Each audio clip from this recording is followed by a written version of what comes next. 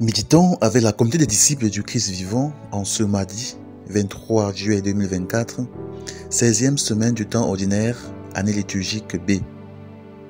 Évangile de Jésus-Christ selon saint Marc au chapitre 3, versets 31 à 35.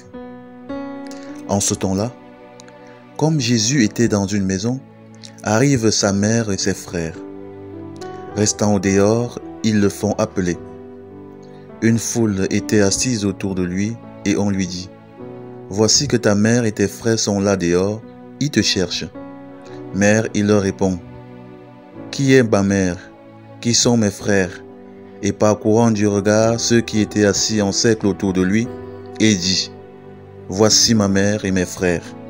Celui qui fait la volonté de Dieu, celui-là est pour moi un frère, une sœur, une mère. » Acclamons la parole de Dieu.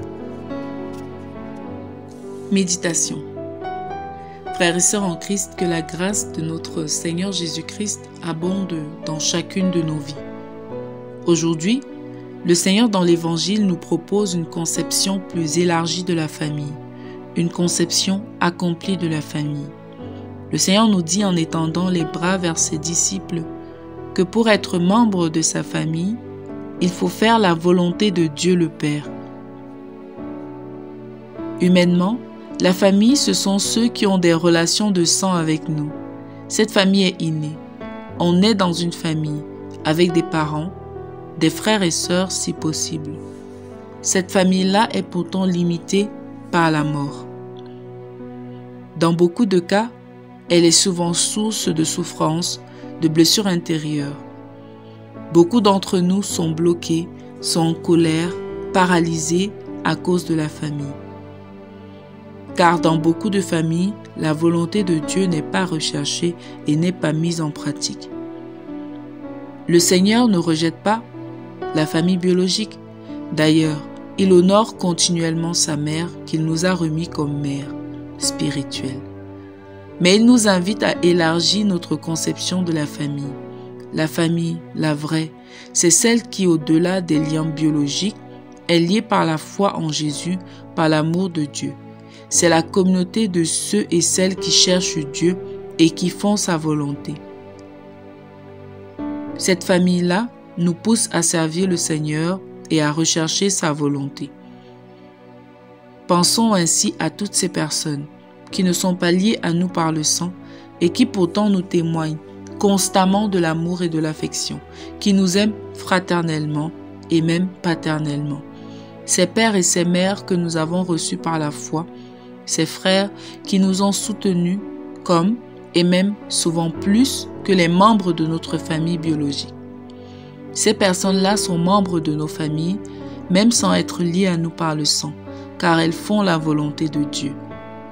Pensons à ces personnes avec qui nous coopérons dans l'œuvre du salut. Dieu nous offre ainsi une plus grande famille qui durera pour l'éternité. Nous pouvons également penser aux milliers de chrétiens qui, dans les intentions universelles ou particulières chaque jour, ont prié pour nous sans que nous le sachions, et dont la prière a porté du fruit dans nos vies. Ces personnes-là sont aussi membres de nos familles. Nous devons donc être conscients de cette famille spirituelle que le Seigneur nous a donnée.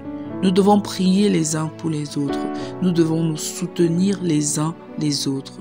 Plus encore, nous devons travailler dans nos familles biologiques avec nos enfants, nos conjoints ou conjointes, à former des familles qui dureront pour l'éternité, des familles basées sur la foi. Revenons donc en nous-mêmes. Sommes-nous conscients de cette grande famille spirituelle que le Seigneur nous a donnée? Quelle est notre conception de la famille? Qu'est-ce que nous faisons pour cette grande famille spirituelle? Prions. Seigneur, accorde-nous la grâce de faire ta volonté et de ne pas laisser nos familles biologiques nous empêcher de te servir. Intercession. Nous te prions pour tous les chrétiens persécutés dans leur famille. Accorde-leur de trouver du soutien dans la grande famille des enfants de Dieu. Maman Marie, intercède pour nous. Exercice spirituel. Prions pour nos familles afin qu'elles deviennent des familles liées non plus seulement par le sang, mais aussi par le lien de l'Esprit de Jésus. Loué soit Jésus-Christ à jamais.